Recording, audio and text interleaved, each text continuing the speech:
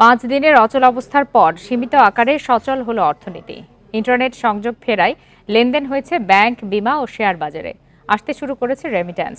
কারখানায় ঘুরেছে শিল্পের চাকা। বন্দর সরগরম, আমদানি রপ্তানিতে। শিগগিরই অর্থনীতি পুরো দমে স্বাভাবিক হওয়ার প্রত্যাশা সংশ্লিষ্টদের। এখন জন্ম সনদ দিয়ে খোলো বিকাশ স্টুডেন্ট অ্যাকাউন্ট। নিজের বিকাশ নিজে কর।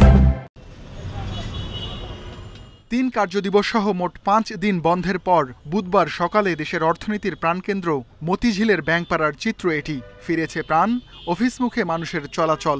ব্যাংক ও আর্থিক প্রতিষ্ঠানের বেশিরভাগ শাখায় হয় লেনদেন, চলে 11টা থেকে দুপুর 3টা পর্যন্ত। তবে ব্যাংকে টাকা তোলা ও জমা দেওয়ার চাপ প্রত্যাশার চেয়ে কম ছিল। ফলে অল্প সময়ে সেবা পান গ্রাহক। সচল হয়েছে এটিএম বুথ, কেটেছে নগদ টাকার সংকট। বিদেশ থেকে প্রবাসীদের পাঠানো টাকা তোলেন স্বজন। ব্যাংকে তো আমাদের ডিপোজিট করছি, এটা তো আপনাদের চেক জমা দিছি, এখানে তো আর তো দেরি হয় না।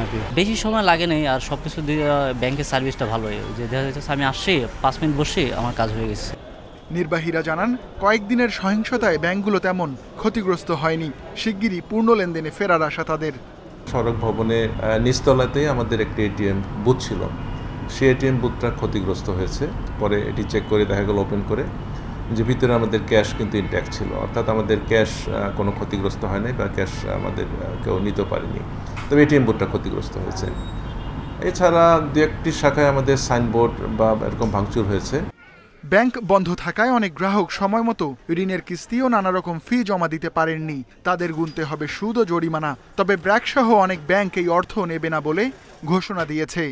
যদি সোশ্যাল মিডিয়া যেমন এই মুহূর্তে বিভিন্ন সিকিউরিটি কারণে যদি বন্ধ রাখতে হয়, তাহলে যেন ব্যাংকিং খাত আবার চলতে পারে। আবার অন্যান্য বড় বড় প্রতিষ্ঠান যারা ডিপেন্ডেন্ট ইন্টারনেট সার্ভিসের উপরে, তারা যেন চলতে পারে। এইভাবে পুরো ইনফ্রাস্ট্রাকচারটা ডিজাইন করতে হবে। 3 ঘন্টা লেনদেন হয়েছে শেয়ার বাজারে। তবে দেশের সামগ্রিক পরিস্থিতির প্রভাব দেখা গেছে বিনিয়োগকারীদের মধ্যে। সারা দেশে খুলেছে গার্মেন্টস কারখানাগুলো।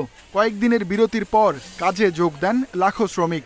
বন্দর সচল হওয়ায় পণ্য রপ্তানিও শুরু হয়েছে, চলছে আমদানিও। Ruhul Amin, independent news, Dhaka.